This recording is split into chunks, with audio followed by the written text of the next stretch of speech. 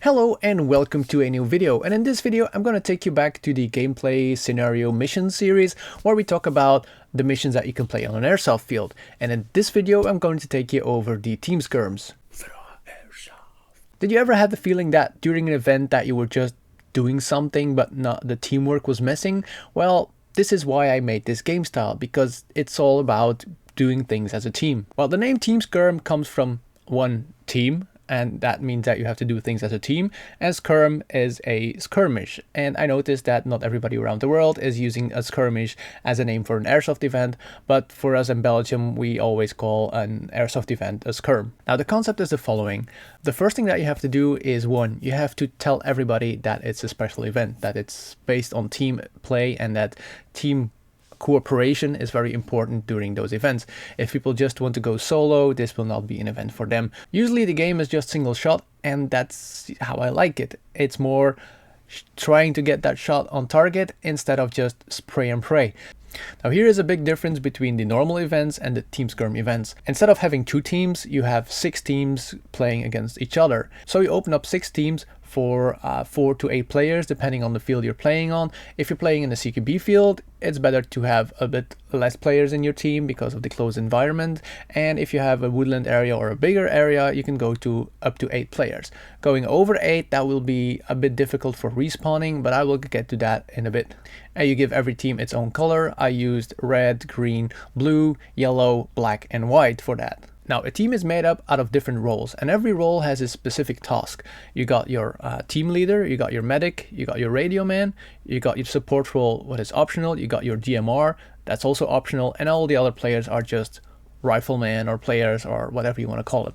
And it's important that every player knows what role he's in and what that role needs to do. Now the team leader is the only one that will receive the mission briefing, so he's in charge of his team, he has to coordinate his team, and he will be able to move his team around the field. He will have to make decisions on behalf of the team, and he's the person that the organizer talks to. So this is a big advantage. As an organizer, you just have to explain the mission to 6 players instead of 60 or 80 players. Now the next role is the radio man. He's the person that is in contact with other teams if they have to play together.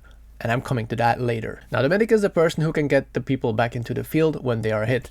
I will get to that in the respawn rules and a bit later. Now the support role is a special and optional class that you don't have to have in your squad, but you're allowed to have one in your squad. He's the guy or girl that can have the fully automatic rifle, LMG, HMG, whatever. It needs to be a big gun that can shoot fully automatic. And he's the guy or girl that will suppressing the people while you are moving up with your squad. Now the last role is the DMR role, and you don't have to have a DMR in your squad, but you can have the option to have one. And a DMR is one guy with a sniper or a DMR rifle that can shoot a further distance. Now this process is the first step in creating and playing as a team. You're already working together before the game, and you're already getting hyped up to play as a team during the event. The respawn rules. Those are very important. Now here it's getting interesting. Instead of just having the 2 respawn zones, you get 6. You mark the respawn zones with the color of the team so they know where they have to respawn. Now if you get hit the first time, you call for a medic. And if the medic doesn't reach you within the time limit, I usually take 5 to 10 minutes depending on the size of the field, you're dead and you have to go back to your respawn zone. If the medic reaches you within that time limit, he can give you a bandage. And if the medic doesn't reach you on time, you have to go back to the respawn. If you're hit the second time, you cannot call any medic anymore, but you still have to wait your bleed out, and then after you bleed out, you can go to your respawn. Now to respawn from the respawn area, you have to be at the respawn area with your complete team. That means that your complete team needs to be there if you want to respawn. It doesn't mean that they have to die, it means that they have to be at the physical respawn zone before they can go out again as a team. That means that your squad leader or team leader can say, oh, we got 2 men down at the respawn, we can take our team back to the respawn zone and pick them up. Okay, let's have an example. For example, if Jose and Runar are at the respawn zone, let's call this the respawn zone, and John is our team leader, and we have 4 more players in our team. John is our player.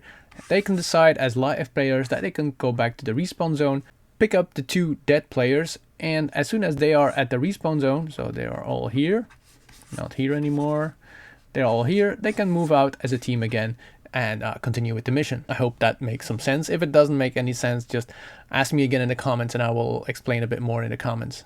Right, I forgot to mention, if you're dead and you have to go to the respawn zone and you have a medic band on you, you can drop it in the basket or crate that is in your respawn zone. The medic will be going to the respawn zone if he's out of bandages, and he will check if there are bandages there, and he can replenish his bandages from the bandages that are in the crate or thing that is on the respawn zone. Okay, on the following part, I will be needing your assistance, your help, or your opinion, because this is something that I haven't tried yet. I want to try it but because of COVID, we can't go out and play. But maybe you have an idea. Now, I always wanted to have a sniper unit, a sniper implemented in teams so they can communicate with snipers, but I don't want them to go back to the respawn zone if the team goes back.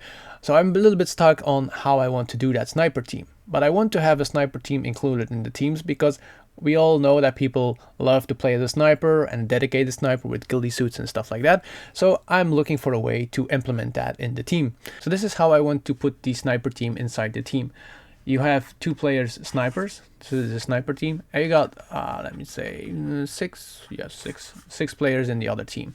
And the hardest part of this is the respawn rule, because I want to keep it as fair as possible for the snipers, but also as fair as possible for the teams. And the one thing that I came up with was, if the sniper team dies, they have to go back to the respawn zone. And to get back into the game, the whole team has to go back to the respawn zone so they can go out all 8 again.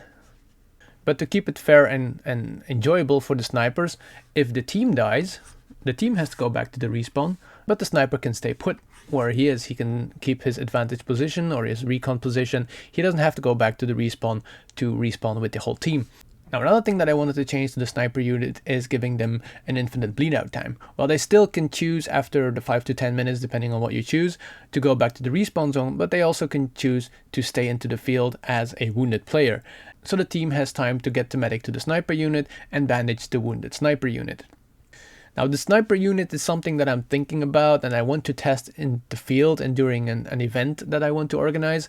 But give me your thoughts on what you think is a good idea, or things that might work, or things that I told you that will not work or are not fair for the players around. Just put them in the comments so we can discuss about it. Now, another big advantage of this game mode is that instead of having 50 players all over the field, you only have 6 groups of players going around in the field. If you have 50 players on the field, there will always be a player somewhere waiting or somewhere hiding. But with those 6 teams moving as a team over the fields, everybody's using a small part of the field, and you will be able to go around other teams without them seeing you. And you also, as a team, you need to be more aware of the teams that are around you, because they can come from any direction. You will always need to have that 360 perimeter around your team to be sure. And this brings us to the missions, because making missions for this game type is so much fun. You can choose to have like a stealthy missions and giving different missions to every team, so they will be doing different things on different locations in the field. But you can also make a shooty game and just put one objective in the middle of the game and have all the teams going to that one objective. But I will be going over missions in detail in other videos, because this will be taking us way too far off topic of just the game style. And as an organizer, you have so much flexibility to change up the games. For example, you don't have to play 1 versus 1 versus 1 versus 1. You can also play 2 versus 2 versus 2. If you want to do an assault defense mission, you can play 2 against 4. And that gives you so many flexibility in your games that you are making. For example, if you got a squad with newer players, you can team them up with the more experienced players, so the games are a little bit more balanced. If the teams are teaming up, that radio man will be very important, because that will be the link of communication between the different teams. Now, the options in this game are endless, and this is why I like this game mode so much. It's a little bit more work to set it up beforehand, but once they are on the field, it's so much fun to see them play as a team and having fun as a team. Now, this game mode is something that I really like. It's a game mode that I loved playing, I loved organizing, and I hope you will be able to do that in the future too. And I hope this video explains a little bit. I know it's a little bit hectic, and I will try to write everything down in a document, and I will link it in the description. And if you have any questions about this game mode or game type, just message me on YouTube, Instagram, or Facebook, whatever. I will try to reply as Now my camera battery just died on me when I was finishing the video, and I just want to finish the video. That's why I took my phone out and I will doing the last bits on my phone. I just hope you learned a new mission style or game style that you will be able to explain to people and play in the fields as soon as we can go out and play again. Now this is a weird ending of the video, and I hope that everything was a bit clear. If it wasn't clear, just don't hesitate and contact me on any occasion, any platform that you can find me. Now I hope you will be having a good day, and I will be seeing you next week for a new video. Bye!